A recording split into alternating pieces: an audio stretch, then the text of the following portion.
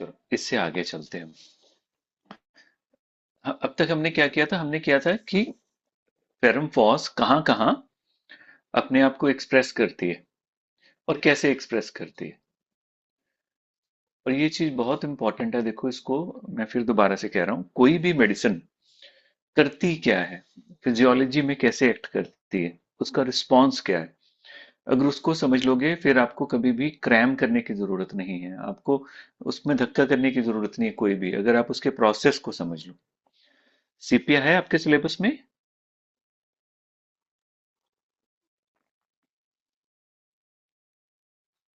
No अभी sir. है कि नहीं है? नो नहीं है सर। अभी? कौन कौन सी मेडिसिन है अभी?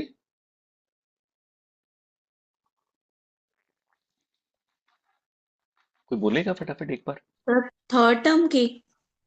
हाँ, थर्ड टर्म की। Sir Spongia, Coffea hmm. और क्रोटॉन, हम्म। फ्यूसा, एलियम सिपा, हम्म। बोरेक्स बीएस, hmm. Hep sulph. Drosera, hepar sulph, right. ये सारी की सारी कर ली रेमेडीज, आती हैं सारी?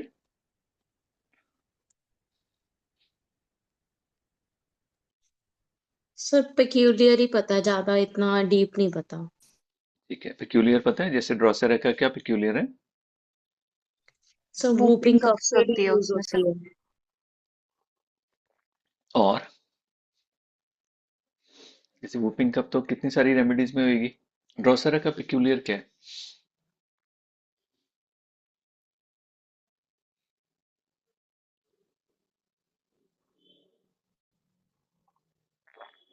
सर वूपिंग कप जो थीसिस में होती है। और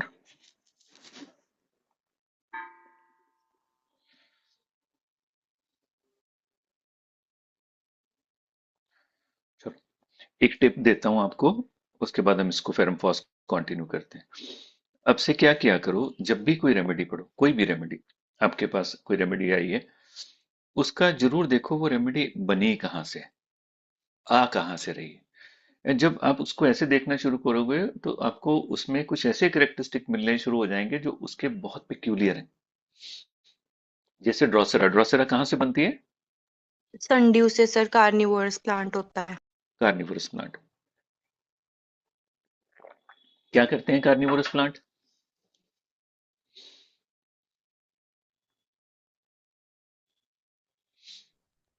अब सर अपने आप को दूसरे इमेजिन करके इंसेक्ट देखो। वगैरह पे फीड करते हैं। हम्म। अब अपने आप को इमेजिन करके देखो, you are going somewhere, right, और आप जंगल के एक पैसेज में जा रहे हो, और वहां पर एक बहुत ब्यूटीफुल ब्यूटीफुल सा कलरफुल सी एक ऐसे कुछ ओपन हुआ हुआ है और आपको कुछ पता भी नहीं है, और बड़े बड़े साइज में, you just step in, right, आपने बस उसको, उसकी जो फ्रेग्रेंस थी, उसके जो कलर्स थे वो इतने ब्यूटीफुल थे कि आप उसकी तरफ अट्रैक्ट हो गए, और आपने जस्ट उसको टच ही किया और वो ऐसे करके बंद हो गया। क्या होएगा? आप क्या फील करोगे तब उस समय?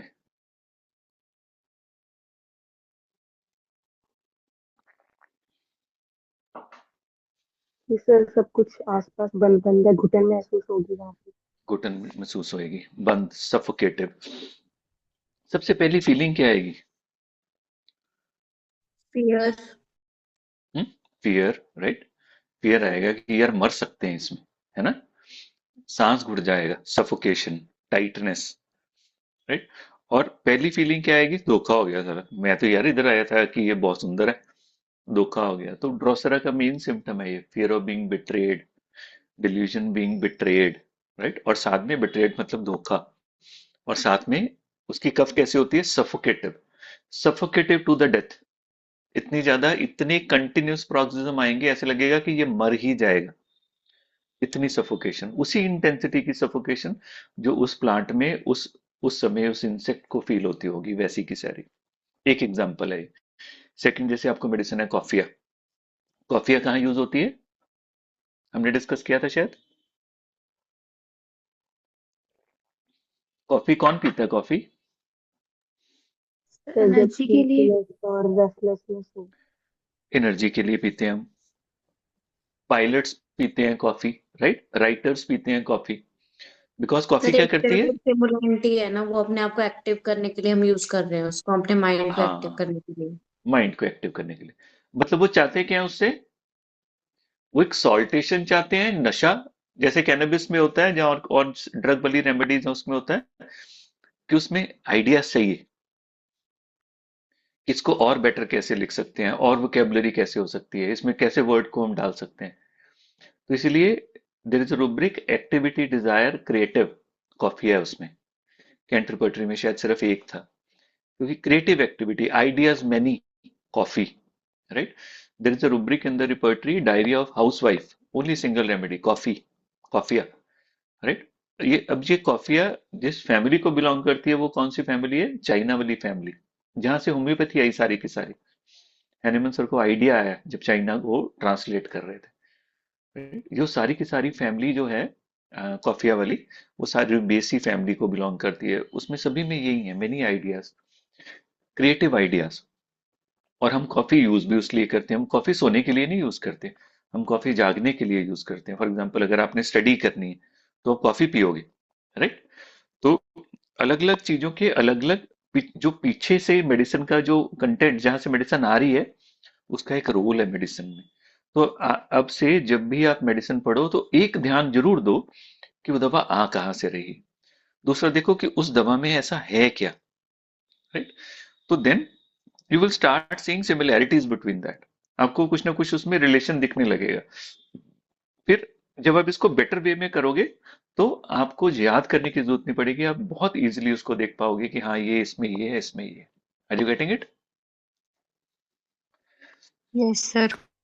जैसे कि फेरमफॉस, फेरमफॉस में हमने जो पढ़ा, अब देखो एक एक करके हम उसको डिस्कस करते हैं, एक एक ऑर्गन सिस्टम। अपनी बोरिक निकाल लो, उसमें देखो क्या लिखा हुआ है।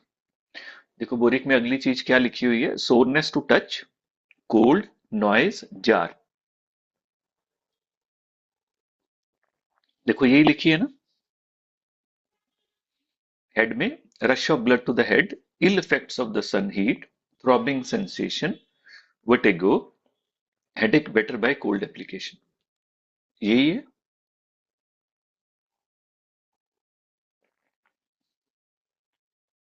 Yes sir. ठीक है। अब इसको ऐसे नहीं पढ़ना है सिर्फ, इसको ये नहीं पढ़ना कि बस ये पढ़ लिया कि हाँ, soreness to touch, cold, noise, jar, rush of blood to the head, right, ill effects of the sun heat, throbbing sensation, vertigo, headache better by cold application. जब भी पढ़ो समझ के पढ़ो कि ये कहाँ से आ रहा है, देन आप उसको अप्लाई कर पाओगे, नहीं तो ये अप्लाई नहीं हो पाएगा, राइट। जैसे बेटर बाय कोल्ड एप्लीकेशन कितनी सारी रेमेडीज में होएगा, मगर कब बेटर करेगी फेरम फॉस, अगर वो ये क्लैरिटी नहीं होगी तो आप उसको कभी अप्लाई नहीं कर पाओगे क्लिनिकली। देखो वो क्या कहता है, उसको अंडरस्टैंड करने के लिए पहले हम ये देखते हैं कि कौन कौन से सिस्टम और फंक्शन इन्वॉल्व हैं इसमें, इस जो ये चार पांच जो सिम्टम्स हैं। देखो इसमें क्या क्या इन्वॉल्व है, इसमें सेरिब्रल सर्कुलेशन इन्वॉल्व है, इसमें superficial blood vessel of the scalp and meninges involve है, राइट। सेंसरी नर्व एंडिंग्स इसमें इन्वॉल्व है, and heat pressure regulation of the brain, heat pressure regulation होता है एक ब्रेन में, राइट। तो वो, तो ये सिम्टम्स क्यों आ रहे हैं, कैसे इफेक्ट करती है, by early vascular congestion of the head. तो यहां पर भी क्या हो रहा है, सिर्फ circulation to the particular part head को वो इंक्रीज हो रही है, जिसके कारण प्रेशर इंक्रीज हो रहा है हेड में, और जिसके कारण जो नर्व एंडिंग्स है वो सेंसिटाइज हो रही है। और आप सबने कभी ने कभी ये फील किया होगा, जब फॉर एग्जांपल आपको साइनस की प्रॉब्लम हो जाए, जहाँ कोल्ड हो जाए, उस समय अगर आप देखोगे ना, तो अगर आप सिर को ऐसे करो तो आपको हैवी लगेगा, टच करो पेन करेगी, कोई साउंड आ रही है, नॉइज आ रही है, आप उससे सेंसिटिव हो जाते हो, राइट। तो फेरमफॉस कब काम करेगी, जब वेस्कुलर कंजेशन और प्रेशर इंक्रीज है, कहाँ इंक्रीज है, in the cerebral circulation, superficial blood vessel, sensory nerve endings, heat and pressure regulation of the brain. Heat and pressure regulation of the brain देखो क्या है, कहते हैं the brain constantly tries to keep two things in the balance, दो चीजों को, एक heat एक pressure, right. So how warm the brain tissue become, so the blood flow उसके हिसाब से, जितना ब्लड फ्लो इंक्रीज होएगा उतनी हीट बढ़ेगी, इसीलिए जब ब्लड फ्लो इंक्रीज हो जाएगा इन द फीवर और किसी भी कंडीशन में, तो कंजेशन इंक्रीज हो जाएगी। तो जब कंजेशन इंक्रीज हो जाएगी, क्योंकि मोर फ्लूइड है यहाँ पर, तो प्रेशर इंक्रीज हो जाएगा। सो जो बॉडी इसको रेगुलेट करती है, वो रेगुलेशन डिस्टर्ब जब हो जाएगी तो फेरम फॉस की स्टेट आ जाएगी। तो यहाँ पर बहुत इंपॉर्टेंट है, कहते body adjust this to make brain comfortable and functional. मगर जब ये फंक्शन बॉडी नहीं रेगुलेट कर पाएगी तो फेरम फॉस के सिम्टम आ जाएंगे, जिसमें कंजेशन आ जाएगी। तो इसमें जो याद रखने वाली बात है कि यहाँ पर जो प्रॉब्लम आएगी वो क्या आएगी, फंक्शनल प्रॉब्लम। पैथोलॉजी नहीं हुई है, सिर्फ कंजेशन हुई। कंजेशन के कारण प्रेशर इंक्रीज हो गया है, जिसके कारण नर्व्स सेंसिटाइज हो रही हैं। देखो क्या है, व्हेन रेगुलेशन इज डिस्टर्ब, जब रेगुलेशन डिस्टर्ब हो जाएगी तो क्या होएगा, blood rushes to the head too quickly. तो ब्लड रश करेगा एकदम से, सडन सर जाएगा, हीट बिल्डअप हो जाएगी, प्रेशर इंक्रीज हो जाएगा और बॉडी इसको रेगुलेट नहीं कर पाएगी। जब बॉडी इसको रेगुलेट नहीं कर पाएगी तो नेचुरली क्या सिम्टम आने वाले हैं, तो यहाँ थ्रॉबिंग हेडेक होगी, टस्ट टस्ट टस्ट टस्ट टस्ट।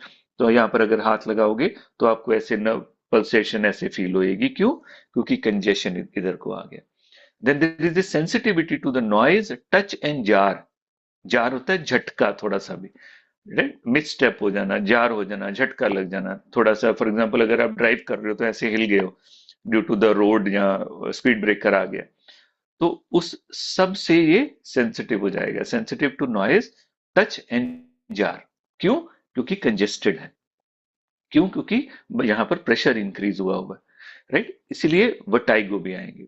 इसीलिए पहले से हीट है तो worse from the sun and heat, और क्योंकि कंजेशन है, हीट है, नेचुरली ठंडे से आराम मिलेगा। तो अगर आप ठंडा पानी डाल दोगे तो जितनी भी ब्लड वेसल्स हैं, ठंड के कारण क्या होता है, ब्लड वेसल्स को कॉन्ट्रैक्ट हो जाती कॉन्ट्रैक्ट हो जाएंगे, राइट, कंस्ट्रिक्शन आएगी उसमें। तो जब ब्लड वेसल कंस्ट्रिक्शन आएगी तो लोकल एरिया में, क्योंकि लोकल प्रॉब्लम है, कंजेशन में फर्क आ जाएगा। इसीलिए ये पेशेंट बेटर फील करेगा by applying cold water. Are you getting it? समझ आया बच्चे? Yes sir. राइट। तो ये उसके सिम्टम है। इसके कारण वो सारे के सारे जो सिम्टम आ रहे हैं, जो कंजेशन के सिम्टम है, थ्रॉबिंग हेडेक है, सेंसिटिविटी टू नॉइज, टच है, वो टाइगो है, वर्ड्स फ्रॉम सन है, वो सारे के सारे इसके कारण आ रहे हैं। दूसरा सिम्टम देखो क्या लिखा है, soreness to touch, cold, noise and jar. Soreness of touch, soreness मतलब जब हम हाथ लगाएंगे तो पेन होगी ऐसे। कई बार कभी आपने नोट किया होगा, समटाइम ना ऐसी कंडीशन होती है, आप बालों को भी हाथ लगाओ तो सिर में दर्द हो रहा होता है, सिर के अंदर स्काल्प में पेन हो रही होती है। Soreness means tissues are inflamed. अब ये इन्फ्लेमेशन कोई डिस्ट्रक्टिव टाइप की इन्फ्लेमेशन नहीं है, बस ये बहुत इंपॉर्टेंट पार्ट है जो थ्रू एंड थ्रू चलेगा सारी फेरमफॉस में। यहां पर जो सिम्टम है वो पैथोलॉजी के कारण नहीं है, फंक्शनल प्रॉब्लम्स, राइट। इसलिए क्या बोलते हैं, फर्स्ट स्टेज के लिए ये मेडिसिन। सो सोरनेस का मतलब क्या है, tissues are inflame, nerve endings are sensitized. जो नर्व एंडिंग्स है वो सेंसिटाइज है, even the mild stimulus field painful. हल्का सा भी जो टच है वो दर्द करेगा। क्यों, क्योंकि कंजेशन है यहां पर। और नॉइज एंड जार ये क्यों कर रहे हैं, because these increase the vibration और प्रेशर। ये वाइब्रेशन इंक्रीज करेंगे, प्रेशर इंक्रीज करेंगे। जो पहले से ही कंजेस्टेड टिश्यू है वो इसको टॉलरेट नहीं कर पाएगा, इसीलिए ये एग्रावेट हो जाएगा। सो ये क्यों इंपॉर्टेंट है, तो this is irritability from congestion, ये याद रखने वाली है। सो जब भी आपके सामने पेशेंट आएगा, जब आप जाइन केसेस को आप यूज करने लगोगे, तो ये बहुत इंपॉर्टेंट है कि इसके पीछे कारण क्या है। ये नर्व्स की प्रॉब्लम नहीं है, राइट। ये डिस्ट्रक्शन नहीं है, कहीं भी डिस्ट्रक्शन वाली प्रॉब्लम नहीं है, इसमें सिर्फ इन्फ्लामेटरी स्टेट है। सो इरिटेबिलिटी क्यों हो रही है, कंजेशन के कारण। सो अगर आपके पेशेंट में अर्ली स्टेज में ऐसे कुछ मिलता है, या अर्ली स्टेज में ये मिलेगा, तो आप वहां अप्लाई कर सकते हो, जहां अभी कोई भी पैथोलॉजी एक्सप्रेस नहीं हुई, अभी पैथोलॉजी डेवलप नहीं हुई है। सो बॉटम लाइन क्या है, when tissue is congested, even the small stimuli feel too much. Are you getting it? और इसीलिए उसमें ये सारे के सारे सिम्टम है। देखो क्लियर है? Yes sir. देखो उसके बाद भी क्या लिखा हुआ है, rush of blood to the head, जो हम बार बार पढ़ रहे हैं। Rush of blood means sudden vasodilation, इसीलिए रश हुआ वहां पर। Increased arterial flow, pressure inside the cranial tissue increase हो जाएगा। जब इंक्रीज हो जाएगा तो क्या होएगा, हीट होएगी, फेस रेड हो जाएगा, हैवीनेस एंड थ्रॉबिंग, ये सारे सिम्टम होंगे। सो फेरमफॉस रश इज एक्टिव, ये एक्टिव है, पैसिव नहीं है। Early but not violent like belladonna. So belladonna में यही रश बहुत वॉयलेंट होएगा। बेलेडोना है सिलेबस में। Yes sir, yes second sir. Term में थी। तो बेलेडोना में हम क्या पढ़ते थे, सर उसमें भी उसका भी कीनोट कंजेशन होता है और उसमें भी काफी सिमिलर सिम्टम्स आते हैं कि लीस्ट नॉइस या जार से एग्रावेशन होती है और एग्रावेशन। ब्लड रश करता है हेड को। तो काफी सिमिलर सिम्टम्स हैं इसके रिलेट में भी, थ्रॉबिंग हेडेक होता है फर्क उसमें क्या है भी। बच्चे। सर काफी बट पर अगर बैलोडोना की पर्सनैलिटी काफी वॉयलेंट होती है। और सिम्टम्स सडन आते हैं। हाँ, सडन और इंटेंस, उसमें क्या पढ़ते हैं हम, पर्सनैलिटी भी हम क्या पढ़ते हैं देखो, सर डेविल बेलाडोना व्हेन सिक। हाँ बच्चे बोल। तुरंत रिएक्ट कर देता है ना, अगर उसे कोई प्रॉब्लम हो रही होती है और उस टाइम पे हम्म उसे कोई डिस्टरबेंस हो, तो वो चीजें हम्म स्ट्राइक करता है, देखता है। हम्म बहुत रेडनेस आ जाती है फेस पे। हम्म। अब बेलेडोना किसको बिलोंग करती है बेटा, कौन सी फैमिली को बिलोंग करती है बेलेडोना। ऐसे सोलेनेशिया। सोलोनेसी। उसके साथ कौन कौन सी रेमेडीज हैं, हायोस्केमस, स्टोमोनियम, साथ ही हैं सारी सोलोनेसी में। हाँ जी। तो हाँ बच्चे। सब पढ़ी नहीं ना अभी, वो इसलिए पता नहीं। अच्छा वो आपने पढ़ी नहीं, ये ना ये टीदिंग प्रॉब्लम है जो मुझे आएगी, क्योंकि आप फर्स्ट ईयर हो, मैंने कभी फर्स्ट ईयर को पढ़ाया नहीं, तो ये कंफ्यूजन होंगी थोड़ी अर्ली, थोड़ी डेज के लिए, उसके बाद हट जाएंगी, चिंता मत करो। अब ये, इसको अगर पीछे जाओगे ना, सोलोनेसी को पढ़ोगे, तो सोलोनेसी में आपको एक ही चीज बार बार मिलेगी, that is sudden fright, violent worse, ऐसी कंडीशन, राइट। सो बेलेडोना में एक सिम्टम आएगा बच्चों में, फॉर एग्जांपल उसमें हम पढ़ते हैं कि for example devil when sick, angel when normal. जब तो वो बिल्कुल ठीक है तो उसको कोई प्रॉब्लम नहीं है, वो आराम से खेलेगा, सब मस्ती करेगा, आपको लगेगा ये एंजल है, पर जब बीमार हो जाएगा, जिसे कहते हैं पागल हो जाएगा, वो बिल्कुल वॉयलेंट हो जाएगा। सो उसकी जो पीछे की फीलिंग है, जो पीछे की जान है, जो सोल है बेलूना की, वो वॉयलेंस है, राइट। वो फेरमफॉस की नहीं है वॉयलेंस, वो उसकी वॉयलेंस है, क्योंकि ferrum phos belong to mineral remedy और belladonna belongs to plant remedy. So plant में सेंसिटिविटी बहुत स्ट्रांग होती है, और मिनरल में it is more about the structure. ये चीज याद रखो, जब भी आप मिनरल रेमेडी पढ़ोगे तो आपको क्या मिलेगा, it's about the system, it's about the structure, उसके बारे में बात होगी। प्लांट में ऐसा नहीं है। सो फेरमफॉस और बेलेडोना देखने में सेम लगेंगे, पर बेलेडोना की इंटेंसिटी फेस रेड की बहुत ज्यादा होगी, violent, throbbing violent, headache violent, congestion violent, pain sudden coming sudden going violent. वो इसमें नहीं मिलेगी आपको, सेम सिम्टम मिलेंगे पर lesser on the intensity. Are you getting it. जैसे अर्ली स्टेज है, अभी स्टार्ट हुआ है, तो यहां से आप उसको डिफरेंशिएट कर सकते हो, और इसीलिए कहते हैं कि if Belladonna fails Ferrum phos will work. तो उसका फेल ही क्यों हो रही है, क्योंकि आपने बेलेडोना उसके प्रॉपर सिम्टम के हिसाब से नहीं दिए। उस पेशेंट में सिम्टम इंटेंस होंगे ही नहीं इतने कि आपने बेलेडोना दे दिया, वर्क नहीं किया, अब आप उसको फेरमफॉस दे रहे हो। तो फेरमफॉस इसीलिए कहते हैं वो बीच में आती है, ब्राइनिया जिल्सीमियम और बेलेडोना के सेंटर में आती है। ना तो वो इतनी स्लो है जिल्सीमियम और ब्राइनिया जैसी, ना इतनी फास्ट है बेलेडोना जैसी, इन बिटवीन जो फर्स्ट स्टेज है, जहां पर अभी वासो डायलेशन हुई है, अभी कंजेशन हुई है, अभी एटेरियल फ्लो इंक्रीज हो गया है, प्रेशर इंक्रीज हो गया है, और पेशेंट को भारीपन लग रहा है, और उसकी बॉडी का डिफेंस सिस्टम उसको मैनेज नहीं कर पा रहा है। क्यों, क्योंकि वो कमजोर है। कमजोर क्यों है, क्योंकि वो एनीमिक भी है साथ। तो ये जो कॉम्बिनेशन है, ये फेरम फॉस का कॉम्बिनेशन है। Are you getting it. Yes. Yes sir. देखो इसमें क्या लिखा है, ill effects of sun heat, so why heat aggravate the ferrum phos? Simple है ना, क्यों करेगी? सन हीट क्या कॉज करेगी? पेरिफेरल वासोडाइलेशन, वो कंजेशन को और बढ़ा देगी। Naturally increase the blood flow to the head, dehydration and oxygen stress बढ़ा देगी, तो प्रॉब्लम और बढ़ जाएगी। सो फेरम फॉस इंडिविजुअल में सर्कुलेशन रिएक्ट्स टू इजिली, ये याद रखना है। सो अगर दो पर्सन धूप में खड़े हैं जिसमें फेरम फॉस की टेंडेंसी है, उसमें कंजेशन जल्दी आ जाएगी दूसरे से। Are you getting it? उसमें जल्दी वासोडाइलेशन हो जाएगी और सिर भारी हो जाएगा, दूसरे में उतनी स्ट्रांगली नहीं डेवलप होएगा। So heat pushes the vessel beyond the control, congestion increase rapidly.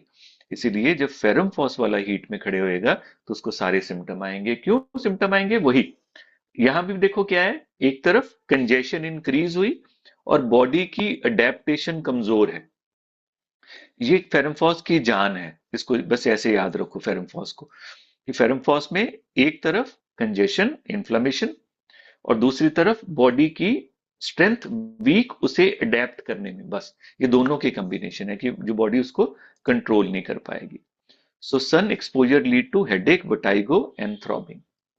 So heat add fuel to already over active circulation, जो हीट है उसको इंक्रीज कर देगी और इसीलिए थ्रॉबिंग आएगी इसमें। सो थ्रॉबिंग पेन पल्सेटिंग होती है विद हार्ट बीट। अब देखो ये चीजें बहुत इंपॉर्टेंट है। देखो ये क्या कह रहा है, throbbing pain pulsates with the heart beat, ऐसे ही होता है, थ्रॉबिंग हार्ट बीट के साथ चलती है ना, हाँ जी sir. Yes yes sir. Sir. है ना? होम्योपैथी में सबसे इंपॉर्टेंट है अनकॉमन, रेयर, पेक्यूलियर, स्ट्रेंज। अब कभी कभी ऐसे भी हो सकता है कि पेल्पिटेशन हो रही हो and not resonating with the heart beat. सोच के देखो, जब किसी को पेल्पिटेशन हो रही होती है तो उसका दिल तेज धड़कता है तो ही उसको पेल्पिटेशन फील होती है ना। पेल्पिटेशन क्या होती है?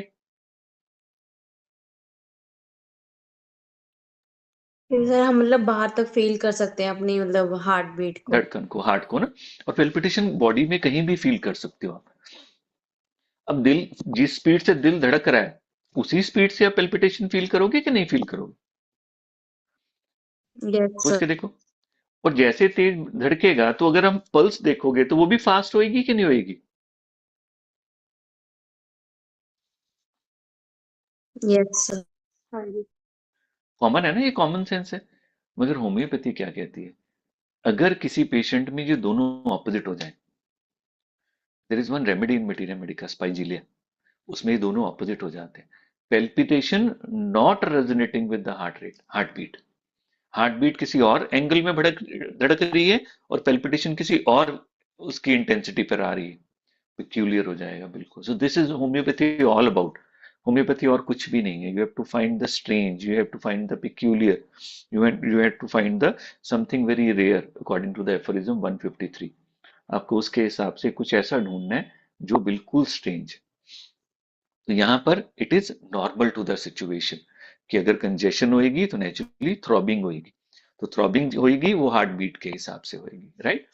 सो ये हमें क्या बता रही है कि vessels are open, blood is moving strongly, but tissue is not collapse. This is very important. Tissue damage नहीं हुआ है फेरमफॉस में, सिर्फ कंजेशन है और उसके सिम्टम है, बस। तो इसका फायदा क्या है समझने में, अभी आपको बताता हूं। देन थ्रॉबिंग सेंसेशन, फेरमफॉस में थ्रॉबिंग क्या होगी? Softer then belladonna, less violent, still very vascular. इसमें भी कंजेशन भी होगी, सब कुछ होएगा, राइट? तीसरा सिम्टम देखो क्या लिखा है, वर्टाइगो। सो यहाँ पर डिजीनेस क्यों आ रही है? देखो, vertigo occur when the blood circulation of the brain is uneven, चक्कर आने शुरू हो जाएंगे। Sudden pressure changes affect the balance centre, जो बैलेंस करते हैं हमारे। So oxygen delivery become insufficient despite increase of the flow. तो यहां पर भी क्या है, ये भी वर्टाइगो किसी नर्व डैमेज के कारण नहीं है, या ब्रेन के इश्यू के कारण नहीं है, functional vertigo, not structural brain disease. This is very very important, इसको आप पक्का कर लो इसको फेरमफॉस में, कि ये फंक्शनल प्रॉब्लम है, उसके फंक्शन में प्रॉब्लम आ गई है। क्यों? क्योंकि कंजेशन आ गई है। ब्रेन में कोई डैमेज नहीं है, इट इज रिवर्सिबल, इसमें कुछ भी नहीं हुआ। In headache better by cold application, जो हमने पढ़ ही लिया था कि कोल्ड वासो कंस्ट्रिक्शन करती है, ब्लड फ्लो को रिड्यूस करती है। So if headache improves with the cold, मतलब कॉज क्या है? Vascular congestion. यहाँ पर नर्व एग्जॉशन नहीं है और कोई ड्राइनेस नहीं है, कोई कारण नहीं, राइट। तो देखो इसमें हो क्या रहा है, एक्टिव सर्कुलेशन है, वीक कंट्रोल है, अर्ली इन्फ्लेमेशन है एंड रिलीफ, इसीलिए रिलीफ फ्रॉम कोल्ड है। इसको सबको इकट्ठा कर लो तो ये हेड में फेरमफॉस आ जाएगी। तो हम एक बार वापस जाते हैं, देखो इस लाइन को दोबारा से पढ़ो। देखो अब हेड में क्या लिखा है, soreness to the touch, cold noise and jar, rush of blood to the head, ill effects of the sun heat, throbbing sensation, vertigo, headache better by cold application। अब ये सारा समझ आ रहा है क्यों क्यों हुआ था, यस सर। हाँ जी सर। Yes sir. राइट। तो अगर इसको समझ लेंगे तो इसके पीछे का बेस हमें क्या समझ आया, सब चीजों का कारण क्या है, सब चीजों का कारण ये लास्ट स्लाइड है। एक्टिव सर्कुलेशन जो कंजेशन कॉज कर रही है, वीक कंट्रोल्स, बॉडी का जो डिफेंस सिस्टम है उसको मैनेज नहीं कर पा रहा है, जिसके कारण अर्ली इन्फ्लेमेशन और कंजेशन कुछ भी कर सकते हैं, and relief by cold, right. अब सपोज आपने हेड को पढ़ लिया फेरमफॉस के, आ गया कोई और, सपोज आई आ गया, आई का सिम्टम पूछ लिया। अब याद करो, अब विपिन सर ने आपके लिए पेपर डाला है कभी, टेस्ट या कुछ, no sir. No Vipin sir. Sir ने आपको पढ़ाया है? No no sir. सर। अरे यार नहीं पढ़ाया विपिन ने। विपिन जब भी पढ़ाता था ना, तो वो क्या करता था, वो इतने अनयूजुअल ऑर्गन सिस्टम पिक करता था ना, कि इस रेमेडी का ये ऑर्गन सिस्टम पिक करो। अब बच्चों के माइंड में क्या है, ये तो है ही नहीं, राइट। मगर हम ये भूल जाते हैं, what is true for one is true for all. अगर किसी रेमेडी में कंस्ट्रिक्शन इन हार्ट है तो कंस्ट्रिक्शन इन ईसोफेगस भी कंस्ट्रिक्शन आएगी, स्टमक में भी कंस्ट्रिक्शन आएगी, यूट्रस में भी कंस्ट्रिक्शन आएगी, हर जगह कंस्ट्रिक्शन फील होएगी, हेड में भी कंस्ट्रिक्शन फील होएगी। अगर वो आई में भी एक्सप्रेस करेगा वहां भी वो कंस्ट्रिक्ट ही करेगा। So what is true for all is true for one is true for all. तो अगर आप सिर्फ हेड को अच्छे से अंडरस्टैंड करोगे तो आप देखोगे कि सारे के सारे ऑर्गन्स में यही हो रहा है। तो अगर सपोज कुछ ऐसा एग्जाम में आ गया जो आपको नहीं पढ़ा हुआ, पैनिक करने की जरूरत नहीं है। आपको हर रेमेडी की आत्मा जो है, जो फेरमफॉस की आत्मा में, आत्मा क्या है, active circulation, congestion, weak control, early inflammation, ये वाली कंडीशंस जो है, एंड एनीमिक, ये उसकी आत्मा है। तो अगर कोई ऐसा ऑर्गन सिस्टम है जो आपने नहीं पढ़ा, वो आपके आ गया उसको फेरमफॉस को एक्सप्लेन करने के लिए, तो आपने सिर्फ यही चीज उसमें डाल देनी है, काम खत्म।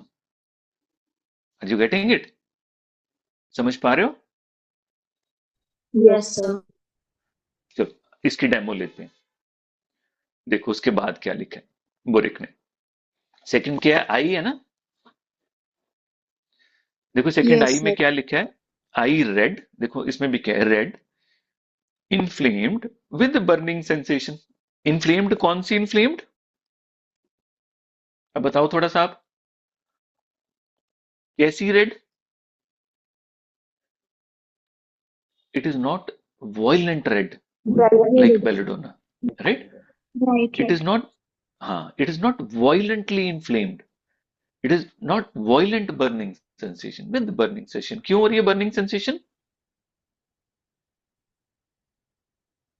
सर हीट इंक्रीज हो रही है इसकी वजह से, क्यों हीट इंक्रीज हो रही है?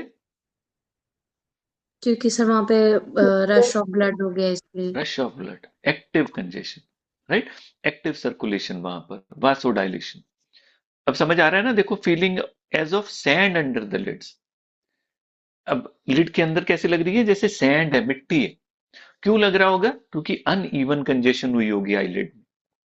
Hyperaemia of the optic disc, optic disc में भी देखो क्या हुआ है, hyperaemia, congestion, and retina with blur vision. सो ये ब्लर विजन भी क्यों हो रही है, किसी डैमेज के कारण नहीं है।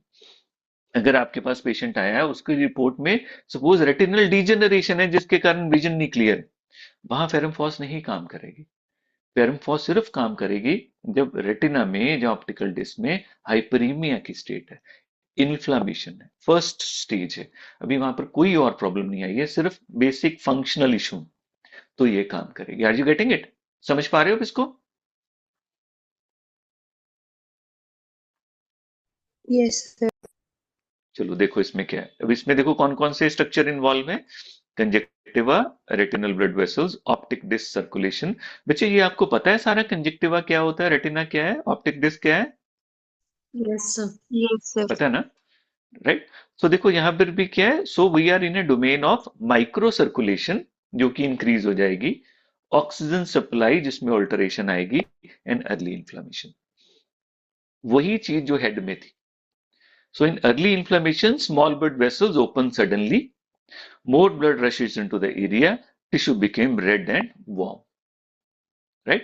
इसीलिए and Ferrum is closely related to oxygen carriage, so blood flow की जो क्वालिटी है इन कैपिलरीज उसमें भी अल्टरेशन आ जाएगी नेचुरली। क्यों? क्यों क्या दिखेगी, red and inflamed. So when this regulation is disturbed, but यहां पर बहुत इंपॉर्टेंट है, बट नॉट डिस्ट्रॉयड, डैमेज नहीं हुआ, then we will see this means कि bright redness, heat and burning, but not yet pus, इसमें pus नहीं है, ना ही degeneration है, so it belongs to the first stage of inflammation। ये आपने याद रखना है। इसकी जो जान है वो है कि डैमेज नहीं है। बर्निंग क्यों हो रही है, ब्लड फ्लो इंक्रीज हो रहा है इसलिए बर्निंग हो रही है। Sensory nerves get irritated by heat and pressure, right, इसीलिए बर्निंग सेंसेशन है। Tissue metabolism speed up suddenly, उसका मेटाबॉलिज्म जल्दी स्पीड अप हो गया है। This again matches with the acute early vascular activity. Acute early vascular activity है, यहां पर कोई क्रॉनिक ड्राइनेस नहीं हुई है, जहां कोई अल्सरेशन नहीं हुई है, ये सिर्फ एक्यूट अर्ली वेस्कुलर एक्टिविटी के कारण ये सिम्टम आया, that is burning sensation. Feeling of sand, देखो this sensation point to the dryness of the conjunctival surface. Mild inflammation of the mucous membrane, जो म्यूकस मेम्ब्रेन है उसमें माइल्ड इन्फ्लेमेशन होगी है, not violent, mild inflammation. Increased blood flow, इसलिए वो improper secretion cause कर रहा है, right. So we have heat and redness but inadequate lubrication, वहां पर ल्यूब्रिकेशन पूरी नहीं है, इसलिए नीचे क्या फील हो रहा है, थोड़ी सी रड़क लग रही है आंख में, तो जो पेशेंट एक्सप्रेस करेगा as if sand under the lid. So inflammation has started, but the secretory response is not yet organized. अभी जो उसका secretory response है, आप कभी भी देखना जब आंख में इन्फ्लेमेशन आती है तो उसके बाद क्या होने शुरू हो जाता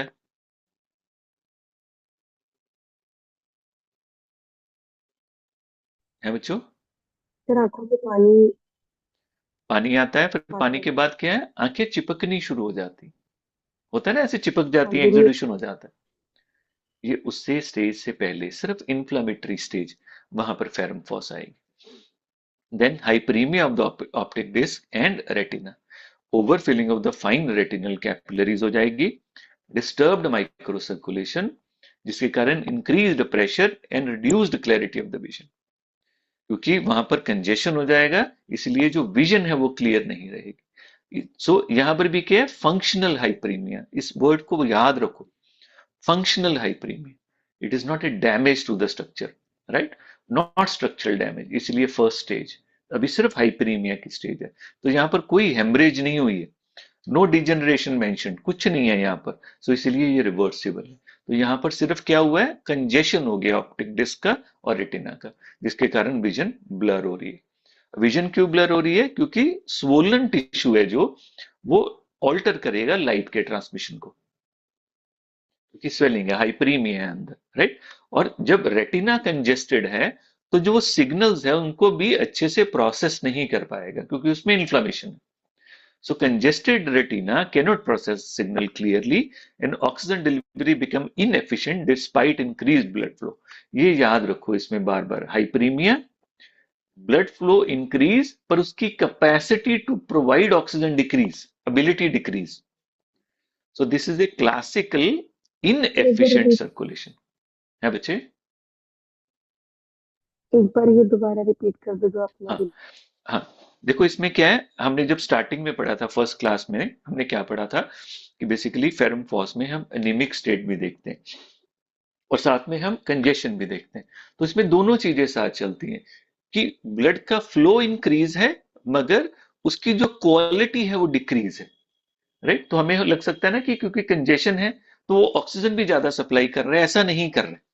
कंजेशन कर रहा है पर ऑक्सीजन सप्लाई पूरी तरह से नहीं कर रहा है, इसीलिए बॉडी रिस्पॉन्ड नहीं कर रही है अच्छे से, उसका डिफेंस सिस्टम अच्छे से रिस्पॉन्ड नहीं कर रहा है फेरम फॉस में। सो इसीलिए इसमें लिखा देखो, the classical insufficient circulation, more blood but less effective oxygen utilisation, body उसको अच्छे से यूटिलाइज नहीं कर पा रही है उनको। तो that is the paradox in the hallmark of ferrum phos state.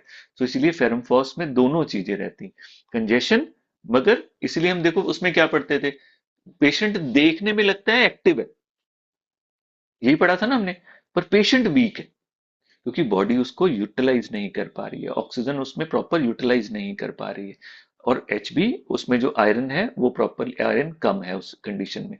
मगर क्यों लाल लग रहा है वो, क्योंकि कंजेशन है, एक्यूट कंजेशन है। तो ये दोनों चीजें साथ में चल रही हैं इसमें।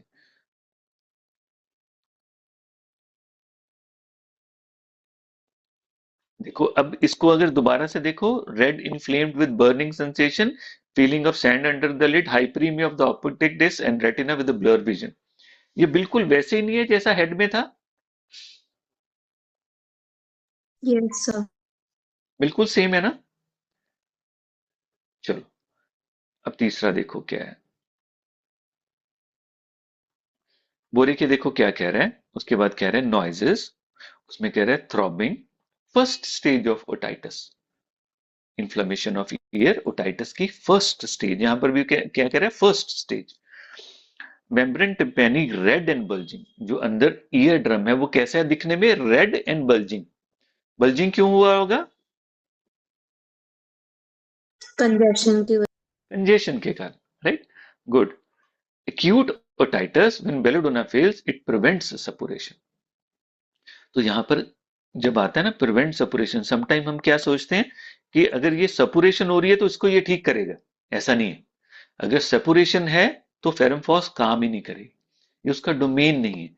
यहां पर क्या कहना चाहता है, when Belladonna fails it prevents suppuration, मतलब क्योंकि ये फर्स्ट स्टेज के लिए है, तो अगर आपने वहीं पर फेरमफॉस दे दी तो फेरमफॉस की स्टेज क्रॉस नहीं करेगी सपुरेशन की स्टेज में।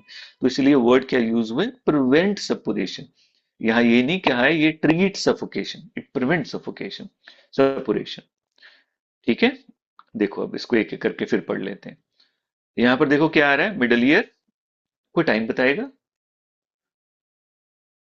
9:36, ठीक है। देखो इसमें क्या, medial middle ear, tympanic membrane, local blood vessel and sensory nerves, वही acute vascular reaction, pressure buildup, early inflammation without pus formation, ये रहने वाला है इसमें सेम बिल्कुल।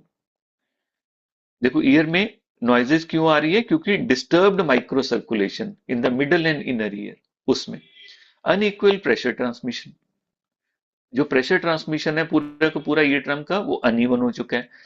Vascular turbulence near auditory structure, vascular turbulence है मतलब जहां पर ऑडिटरी नर्व्स, जहां सेंसिटिविटी है, जहां पर सिग्नल ट्रांसमिट होने हैं, वहां पर अनइवन प्रेशर है, उसके कारण ये नॉइजेस हैं, right. So here the cause is vascular congestion and not nerve degeneration. आप देखोगे ना ओल्ड एज में आपके पास आसपास अगर कोई होएगा, कईयों कईयों को क्या होता है, वो कहते हैं मेरे कानों में आवाज आती है, इसको टिनिटस बोलते हैं, राइट, कि शां शां की आवाजें आती हैं, या कईयों को सीटी की आवाज सुनती है। वो जब वो डॉक्टर के पास जाते हैं वो कहते हैं आपकी ये नर्व कमजोर हो गई है कान की, अब इसीलिए आपको आ रही है, ये ठीक नहीं हुई। तो यहाँ पर जो नॉइजेस हैं वो नहीं है, यहाँ पर नॉइजेस क्या है, नॉइजेस कंजेशन के कारण है। वाई इट इज इंपॉर्टेंट, जब आप जाके सेकंड थर्ड फोर्थ ईयर में रिपर्टरी पढ़ोगे, repertory is a collection, medicine की कलेक्शन, तो वहां पर एक वर्ड यूज होता है रूब्रिक, राइट। तो रूब्रिक लिखा होगा नॉइजेस इन ईयर, उसमें कितनी सारी दवाइयां होंगी, उसमें फेरमफॉस भी होगी, तो आप उसको कंसिडर कर सकते हो पेशेंट को देने के लिए। पर आपको पता होना चाहिए कि यहां पर अगर वो दवा पड़ी हुई है क्यों पड़ी हुई, तो यहां पर जो नॉइजेस हैं वो नॉइजेस दूसरी नहीं है, जैसी फेरम पिक्रिकम में there is a remedy Ferrum picricum, उसमें नर्व का इशू है जिसके कारण टेनाइटिस आता है, पर इसमें ऐसा नहीं, इसमें कंजेशन है, इसमें इन्फ्लामेशन है, राइट, इसके कारण है। सो वेस्कुलर कंजेशन है जिसके कारण ईयर में नॉइजेस आ रही है। थ्रॉबिंग क्यों है, why throbbing pain? Naturally synchronous होएगी हार्ट बीट के साथ, indicate pulsating blood flow under pressure, a classical sign of active arterial congestion. किसका साइन है? Active arterial congestion. हम बार बार यही पढ़ रहे हैं ना, इसमें क्या आ रहा है? It is not Venus, arterial. Blood blood जो हेमरेज भी कैसी है? ब्राइट रेड, डार्क नहीं है, क्लॉटेड नहीं है, क्योंकि इसमें आर्टीरियल है, वीनस नहीं है। सो अर्ली ओटाइटिस में क्या होएगा? Blood rushes in faster than drainage can handle. Blood ज्यादा चले जाएगा और जो ड्रेनेज सिस्टम है वो उसको प्रॉपरली नहीं मैनेज कर पाएगा, इसलिए प्रेशर फ्लक्चुएट होएगा रिदमिकली। तो इसीलिए ये थ्रॉबिंग सारी फीलिंग आएगी। तो इट इज ए, इसीलिए ये फर्स्ट स्टेज ऑफ ओटाइटिस की है, जब इन्फ्लेमेशन स्टार्ट हुई। सो स्टेजेस क्या होती हैं ओटाइटिस मीडिया में? देखो स्टेजेस क्या होती है? कंजेस्टिव स्टेज, फिर एक्सुडेटिव स्टेज जब पस बननी शुरू हो जाती है, देन सपुरेटिव स्टेज जिसमें प्रॉपर पस जो स्टार्ट हो जाती है। तो ये किसके लिए? It is for the congestive state, जहां पर when there is a redness, heat and pain. इसीलिए ये फर्स्ट स्टेज ऑफ ओटाइटिस में आएगी। So in ferrum phos no pus, no destruction, only congestion and pressure. देखो सेम है सब जगह। अब देखो यहां पर भी क्या है? बल्जिंग है। बल्जिंग क्यों है? Redness is due to the vasodilation. Bulging क्यों है? Due to the pressure from congested vessels पर प्लस अर्ली फ्लूइड्स। अभी फ्लूइड्स पूरे एग्जीक्यूटिव स्टेज नहीं आई है, अर्ली है, अभी स्टार्ट हुए वो वाले, इसीलिए वो बल्ज। सो मेम्ब्रेन इंटेक्ट है, जो मेम्ब्रेन है जो जो सुनने के लिए हेल्प करेगी वो इंटेक्ट है। The bulging is from pressure congestion and not from pus और इरोजन। ये प्रॉब्लम नहीं है। So it is stretched not टॉन्ड। वो स्ट्रेच हो गई है थोड़ी कंजेशन के कारण, पर फट नहीं गई है, खराब नहीं हो गई है, उसमें होल नहीं हो गया है, उसमें इरोजन नहीं हो गई है, उसमें पस नहीं बन गई है। ये स्टेज नहीं है, तो इसीलिए इसको फर्स्ट स्टेज में बोलेंगे, राइट। इसीलिए वो कहते हैं कि acute otitis when belladonna fail, right. Why this comparison? क्या बताते? देखो बेलिडोना में क्या है? Sudden violent onset, intense heat and throbbing and hyper sensitive, full blooded.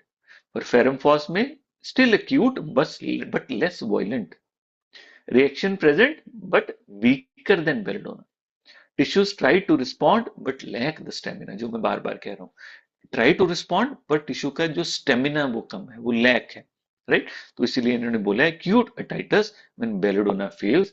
अगर आप यो देगे तो क्या होएगा? आप प्रिवेंट कर सकते हो उसको। तो इसको ऐसे कर सकते हो कि belladonna is like fire but ferrum is like a glowing coal, hot, गरम है बट नॉट एक्सप्लोसिव। एक्सप्लोसिव नहीं है बेलेडोना की तरह। So when the belladonna picture is too strong, then comes the ferrum phos. For example आपके पास कोई patient आया, इसके गले में दर्द है और आपने टॉर्च से देखा गला लाल है, पर इतना लाल नहीं है जैसा बेलेडोना में होना चाहिए, उतनी पेन नहीं है जैसे बेलेडोना में होनी चाहिए। तो आप कहोगे कि यार कंपैरेटिवली ये कम है, it is this first stage है, तो यहाँ पर it is better to prescribe ferrum phos. Are you getting it? Yes sir. And it prevents suppuration. So suppuration happens when congestion is prolonged. So पस क्यों बनती है? अगर इन्फ्लेमेशन प्रोलॉन्ग हो जाएगी, उसको बॉडी मैनेज नहीं कर पा रही है, देन वहां पर प्रॉब्लम आनी शुरू हो जाएगी और उसमें पस फॉर्मेशन हो जाएगी।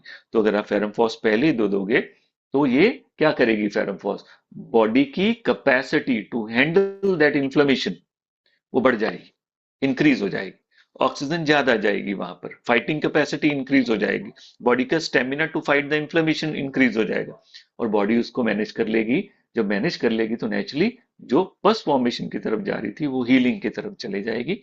सो हम कहेंगे इट प्रिवेंट्स सपुरेशन। यहाँ आएगा। So oxygen delivery become insufficient. Insufficient है तभी आप फेरमफॉस देते हो तो वो सफिशिएंट हो जाती है। टिश्यू डिफेंस फेल, इसलिए जब फेरमफॉस दोगे टिश्यू डिफेंस बेटर हो जाएगा and bacterial load overwhelm the local immunity. तो नेचुरली जब हम फेरमफॉस देंगे तो ये उसको मैनेज करके रखेगी। So ferrum phos act before pus formation, supports oxygenation and circulation. Oxygenation बढ़ाएगी ferrum phos, so helps tissue resolve inflammation instead of breaking down, so prevents suppuration and does not mean that ferrum phos dries the pus। अगर पस बन गई, फेरमफॉस की stage निकल गई, ये काम नहीं करेगी वहां पर ये कोई हेल्प नहीं करेगी, क्योंकि इसका जो काम होना था वो उसी उसी में होना था जब कंजेशन थी, फर्स्ट स्टेज थी। जैसे ही वो स्टेज क्रॉस हो गई तो ये काम नहीं करेगी। राइट? क्लियर है? देखो इसमें भी क्या सर रहा, सेम वही है बच्चे। सर आपने जैसे कहा कि इसकी अगर फर्स्ट स्टेज निकल गई तो हम फेरमफॉस नहीं दे पाएंगे। नहीं अगर दे फर्स्ट पाएंगे। स्टेज ना निकलने से पहले ही फेरमफॉस दे दें उसकी हाँ। इन्फ्लेमेशन मतलब हम्म, सफोकेशन को प्रिवेंट करने के लिए, तो सर ये सडन मेडिसिन चेंज करने से कोई एग्रावेशन नहीं होगा पेशेंट को? कैसे? मुझे दोबारा से क्वेश्चन कर बेटा।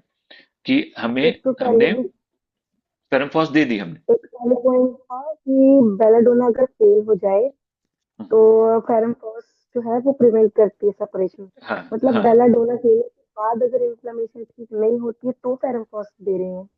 हाँ। देख, अब इसमें दो चीजें। तो फिर हाँ, देख इसमें ना तो दो सर इसमें चीजें। अगर हम हाँ बेलाडोना बता। देने के बाद अगर फेरमफॉस मतलब चेंज कर रहे हैं मेडिसिन तो हाँ, एग्रावेशन नहीं होगा पेशेंट को? नहीं कुछ नहीं होएगा बच्चे, कुछ नहीं होएगा। इसमें होम्योपैथी में एक बहुत इंपॉर्टेंट फैक्टर है। आ, इसको ना थोड़ा सा आप इसको जर्नलाइज करो। जैसे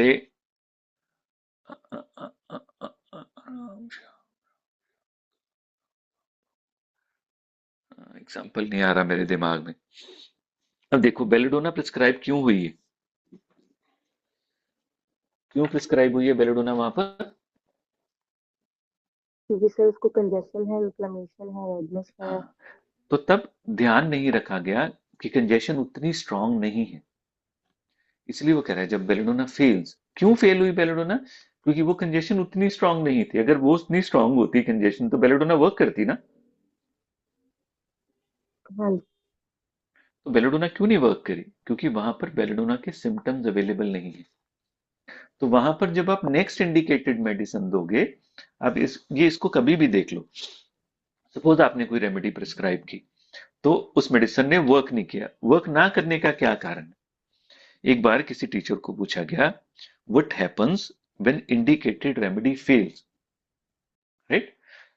फिर उन्होंने पूछा कि why that indicated remedy fail? तो उसका आंसर उन्होंने दिया, indicated remedy fail because it is not indicated. दोबारा से कहता हूं, कहते हैं indicated remedy fails because it is not indicated. क्योंकि वो इंडिकेटेड ही नहीं है तो वो बॉडी में कोई एक्शन प्रोवाइड नहीं करेगी, कोई हेल्प नहीं करेगी, पेशेंट को वैसे के वैसे सिम्टम्स रहेंगे। देन जब आप नेक्स्ट इंडिकेटेड रेमेडी दोगे उसके सिम्टम्स को फाइन ट्यून करके, अगर पहले ने थोड़ा सा भी कुछ अप डाउन किया होगा वो उसको टेक कवर कर लेगी उसको। सो नेक्स्ट इंडिकेटेड रेमेडी पहले के सिम्टम्स के कुछ भी वेरिएशन को ऑल्टर कर देती है। आज यू गेटिंग इट? और नॉर्मली आप जी जी। प्रैक्टिस में भी देखना कि जब इंडिकेटेड नहीं होती है तो वो कुछ भी नहीं करती, कुछ भी नहीं। पेशेंट फॉर एग्जांपल आपने भी कभी देखा होगा कि आपको, आप बीमार हो सपोज, किसी टीचर ने या किसी फ्रेंड ने आपको कोई मेडिसिन दी, कभी ऐसा देखा है आपने मेडिसिन दी पर कुछ भी नहीं हुआ? हाँ जी सर। फिर किसको वो किसको उसके हुआ हिसाब ऐसे? से नहीं होगी या इंटेंसिटी नहीं होगी। हाँ, क्योंकि वो मैच नहीं करेगी। होम्योपैथी में मैच क्या करेगा? इंटेंसिटी मैच करनी चाहिए बराबर की। ये नहीं काम करेगी, ये भी नहीं काम करेगी, ये भी नहीं काम करेगी, ये भी नहीं काम करेगी, ऐसी मिलती जुलती थोड़ा सा इधर उधर काम करेगी। क्योंकि हमारा देखो क्या प्रिंसिपल क्या है होम्योपैथी का?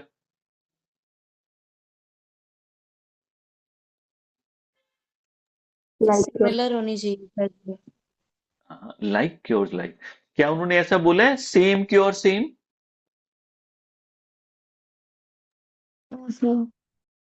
लाइक का मतलब क्या होता है और सेम का मतलब क्या होता है? सेम मतलब सर कि एग्जैक्टली बिल्कुल वैसे ही एग्जैक्ट, होनी चाहिए। Ditto, ditto. लाइक का मतलब उसके जैसी, मगर उसके, सिमिलर। हाँ उसके जैसी, मगर ये नहीं है कि प्रिंसिपल फर्क हो उसमें। फॉर एग्जाम्पल एक तरफ बहुत ज्यादा वॉयलेंट है और दूसरी तरफ वॉयलेंट नहीं है, थोड़ी सी है, तो ये नहीं काम करेगी। आज यू गेटिंग इट? तो वो सेम जरूर होनी चाहिए। सो इसीलिए जब बेलेडोना फेल हो जाएगी आप फेरमफॉस दोगे, कोई प्रॉब्लम नहीं आएगी, फेरमफॉस उसको हैंडल कर लेगी। क्योंकि जिसको दी जा रही है वो अवेलेबल ही नहीं। कभी आपने देखा है कि अगर आप सो रहे हो, आप फॉर एग्जांपल आप जब ट्रिप में जाओ, ग्रुप में सो रहे हो, सपोज 3-4 फ्रेंड्स आपकी सो रही हैं, आप किसी और का नाम लेके देखो, वो उठता है कभी कोई?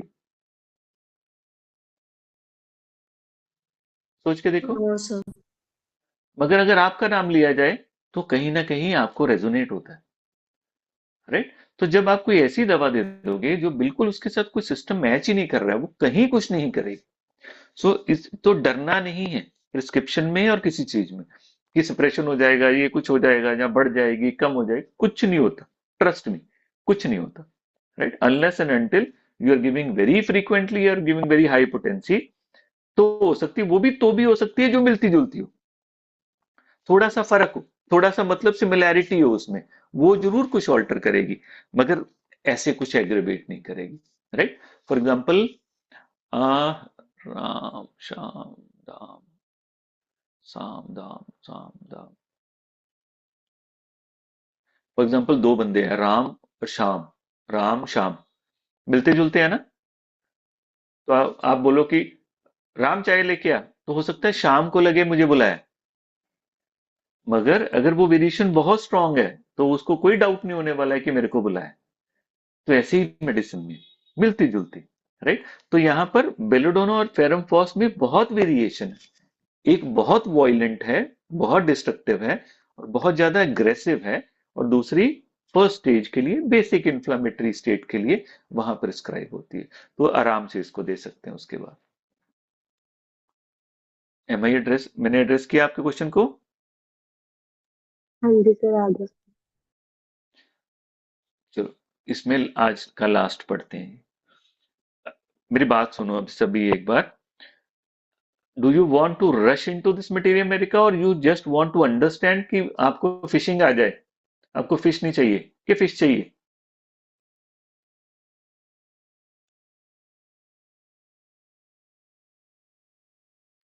चाहिए सर। फिश भी चाहिए?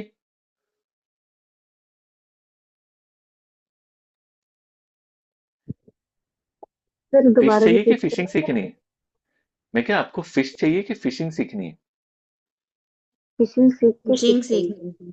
फिशिंग सीखनी। सो हम स्लो चलेंगे, मैं आपको प्रोसेस समझाता हूँ, सो दैट आप मेरे पे भी डिपेंडेंट ना रहो, राइट? तो आप कभी भी जब खुद से भी पढ़ोगे तो अपना माइंड आपका वैसे ही चलना शुरू हो जाएगा। Is it okay with you? Yes sir. Yes sir. ठीक है।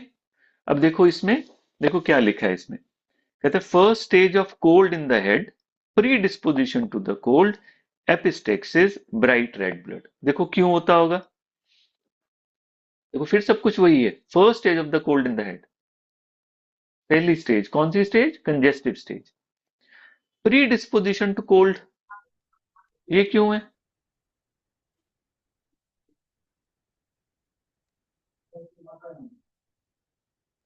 देखो क्योंकि एपिस्टेक्सिस सर भी क्या है? वीक है वो ब्राइट इसलिए। Red blood. बोलो। एक्टिव क्योंकि सर वो सर्कुलेशन वीक की वजह है से ये तो। इसलिए। बी क्या है? एक्टिव आर्टेरियल सर्कुलेशन होगी। राइट। सो इसमें भी क्या है, नेजल म्यूकस मेम्ब्रेन इन्वॉल्व है, सुपरफिशियल कैपिलरीज इन्वॉल्व है जो नोज की है, local immune system and vascular response involve है।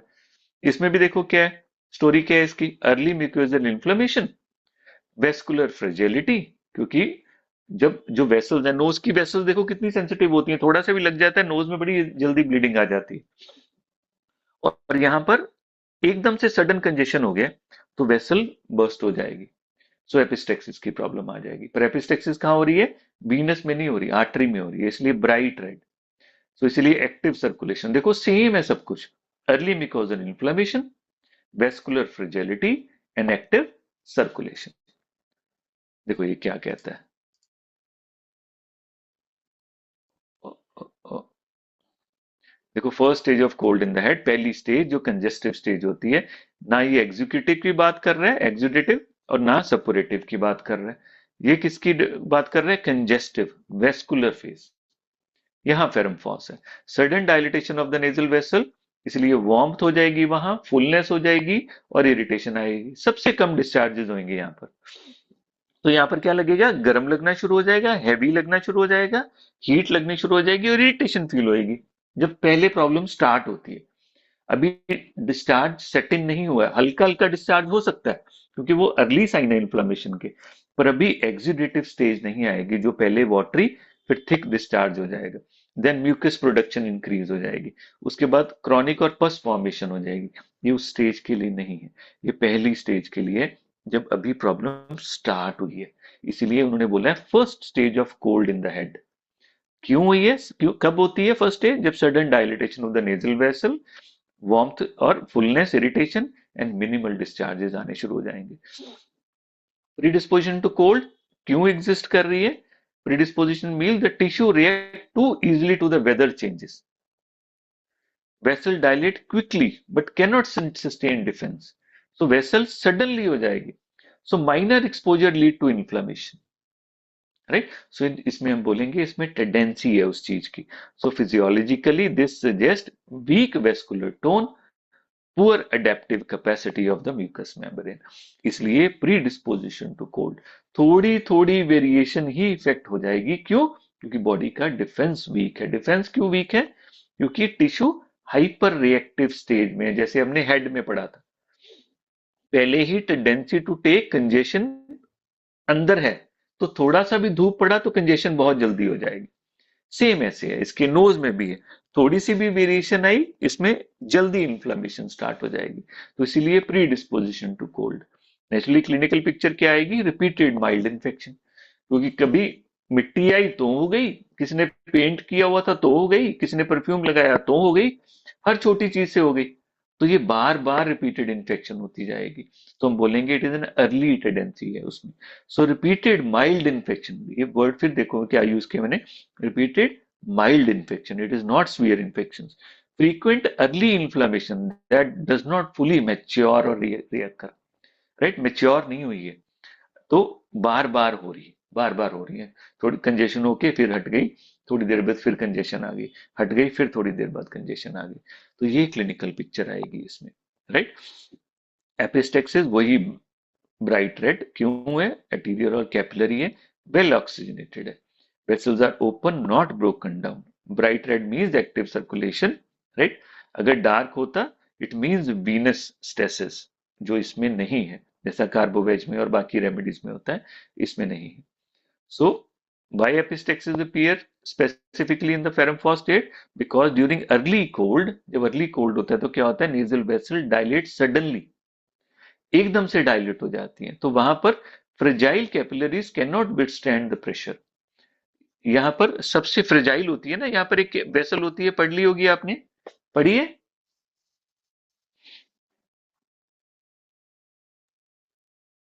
पढ़िए सर, पर अभी याद है ना। हाँ, तीन वेसल ज्वाइन करती है ना, तो वो वीक एरिया है एक तरह सा, प्रेशर कुकर की सीटी की तरह, जब प्रेशर इंक्रीज हो तो इसको रिलीज करने के लिए नेचर ने बनाया हुआ, तो यहाँ पर वो फट जाएगा। क्यों, क्योंकि सडन कंजेशन हो गई है, सडन सर्कुलेशन आ गई। So minor exertion like coughing और heat lead to bleeding, जोर से खांसी आ गई तो भी हो सकती है, हीट बहुत ज्यादा होगी, हीट की कंजेशन होगी, हीट स्ट्रोक हो गया तो भी ब्लीडिंग हो सकती है। ब्लीडिंग कैसी होगी, ब्राइट रेड। तो यहाँ पर हम डिफ्रेंशिएट कर सकते हैं, एकोनाइट में sudden cold after exposure, intense anxiety जो फेरमफॉस में नहीं होगी, बेलोडोना में violent heat throbbing and hypersensitivity, पर फेरमफॉस में क्या होएगा, mild but active congestion, weak endurance, जो बॉडी की इंड्योरेंस है वो कमजोर होगी, और early stage. In this way we can differentiate it. Okay, okay बच्चों, यस सर। कोई क्वेश्चन है?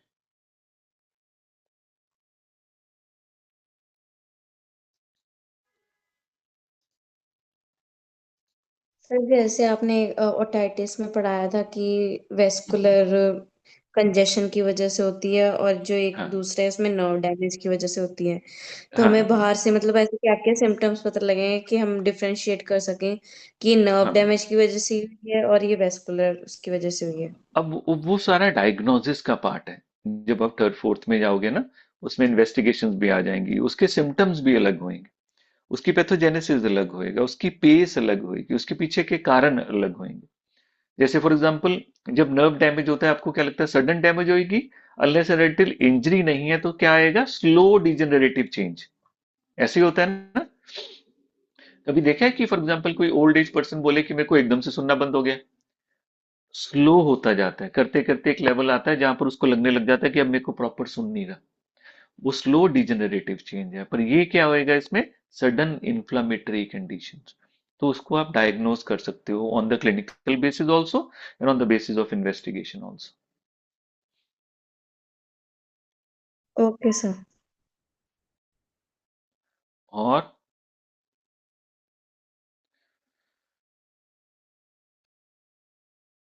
तनिषा, हाँ जी सर। समझ आ गया? हाँ जी सर। कोई क्वेश्चन है? No sir. खुशबू? नहीं सर, कोई क्वेश्चन नहीं है। पक्का? मैं पूछ लेना। हाँ जी सर। ठीक है फिर। हरलीन? ओ होने तो इसी, हरलीन कितने गई?